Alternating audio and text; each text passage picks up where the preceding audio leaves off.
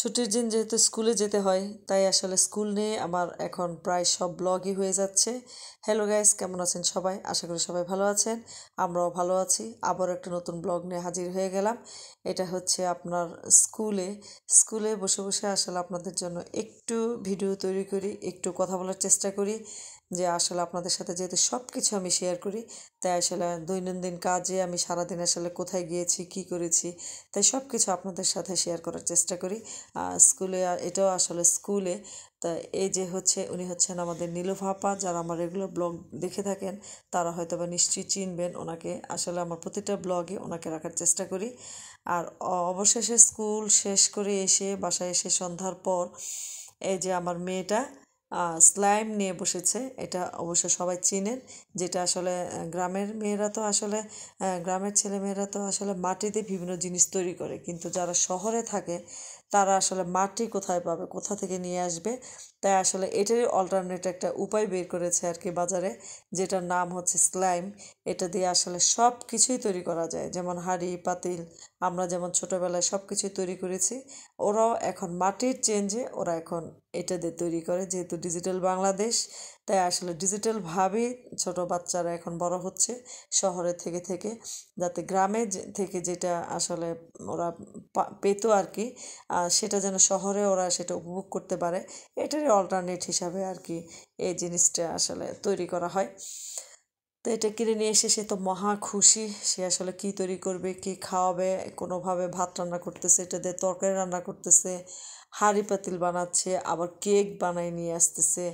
মানে ভ্যারাইটিস ধরনের আইটেম, ওর যত আইটেম তৈরি করা যায় আর কি সব কিছু তৈরি করে নিয়ে আসতেছে। যেহেতু আজকেও আমার সাথে একটু মার্কেটে গিয়েছিল আমার সাথে, যেহেতু এখন স্কুলে যায় ও, আসলে এখন ছুটির দিন, ওরও স্কুল ছুটি, ও একা একা আসলে বাসায় থাকতে চায় না, তাই আসলে বাধ্য হয়ে আমাকে স্কুলে নিয়ে যেতেই হয়। আর ওর স্কুলে যাওয়া মানে তো হচ্ছে বিভিন্ন ধরনের আবদার। ছোট মানুষ তো বুঝিনি, যাদের ছোট বাচ্চা আছে তারা নিশ্চয়ই সব কিছু জানেন। মানে স্কুলে যাওয়া মানে একটা দোকান দেখা মানে ওর আবদারের শেষ নেই, এটা কিনবে ওটা কিনবে, মোট কথায় কোনো কিছু কিনে না দিলে ওখানেই বসে পড়বে। এ হচ্ছে অবস্থা। তো কী আর করার, কিনে দিতে হয়। যেহেতু ওর এ অবস্থা, মানে ওর মোট কথা যে আমার সাথে যাওয়া মানেই হচ্ছে ওর কোনো না কিছু কেনাকাটা করা। আর ওর বাবার সাথে গেলে ওসব এত সাহস পায় না, কিন্তু আমার সাথে গেলে ও এটা করবেই। এই জন্যে মূলত ওর আমি যেখানে যাব ও সেখানে সাথে যেতে যাবে, কারণ ও যেটা চায় সেটা অবশ্যই আমি কিনে দেওয়ার চেষ্টা করি আমার যতটুকু সামর্থ্য থাকে আর কি।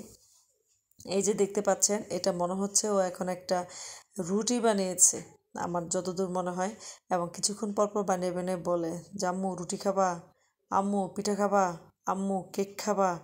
মানে স্ল্যামটা নিয়ে এসে, যেটা আসলে সারাদিন স্কুলে থেকে ও সন্ধ্যার সময় ঘুমিয়ে যাওয়ার চেষ্টা করে, কিন্তু এটা নিয়ে আসার পর ওর আর কোনো ঘুম নাই, যে সারা দিনও কিছু না কিছু বানাচ্ছে।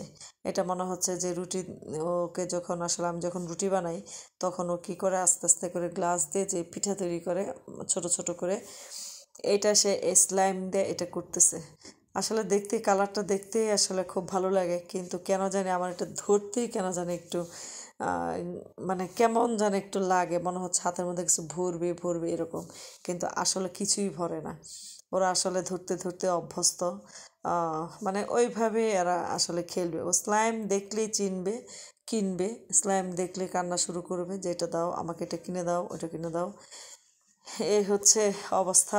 এইভাবে আসলে সারাদিন কেটে যায়। সবাই ভালো থাকবেন, ধন্যবাদ সবাইকে।